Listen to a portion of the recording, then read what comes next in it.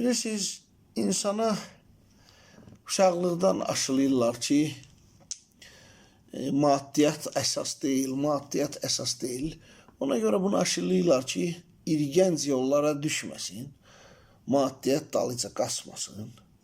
Amma maddiyat əsas olmasa, sən heç normal qidalana bilmərsən, əynivə geyim giyinib adam içinə çıxa bilmərsən. Yəni, maddiyat əsas amillərdən biridir. Və bu maddiyat haqqında danışmaq istəyirəm. Bilirsiniz ki, mən ovda, çöldə, gecə balıq ovunda çox oluram. Deyir, başqaların başa düşməkdən, anlamaqdansa özün özünü anla, dərk elə. Və özümü anlayıb dərk eləməyin astanasındayam. Yəni, başqa mən niyə bilərdim ki, bacardığım odur, balıq ovuna getmək, nəsə vayan çəkmək filan eləmək, çayçıya gedən deyiləm, tüstüxanada oturan deyiləm. Yəni, vəziyyətimi başa düşürsən, dərk eləyirsən, buradan sənə rahatçılıq gəlir.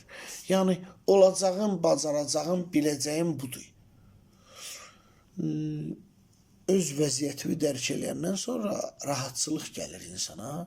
Yoxsa elə bilirsən ki, bütün ömrün boşa getdi. İndi bu mühitdə, bu reallıqda əlindən gələn, bacardığın budur da, eləyə bilərsən ki, maddiyat haqqında danışmaq istəyirəm o barədə ki, istəyir dost olsun, qohum olsun, sevgili olsun, maddi tərəfi düzəldisə, yüksəldisə, əvvəlki kurqda qalmayacaq, sən yanında qalmayacaq.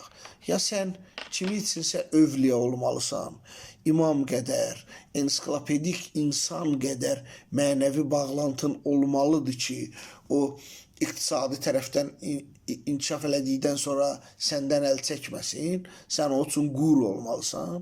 Bu çox nadir hallarda olur. Yox, əgər, necə deyərlər, taylı tayın tapıbsa, o iqtisadi tərəfin mümküs barəsində demirəm, o iqtisadi tərəfin düzəltdikdən sonra özünə uyğun başqa taylar tapmağa cəhd eləyəcək 100%, milyon faiz. Onun təzə geyimi var, avtomobili var, evi var, bağı var, ona uyğun bir şey tapmağa çalışacaq. Və bunu %100 yadınızda saxlayın. Başqa variant yox deyə, mütləq səndən ayrılacaq, qırılacaq, öz yeni iqtisadi vəziyyətinə uyğun, kuruq insanlar tapmağa cəhd eləyəcək.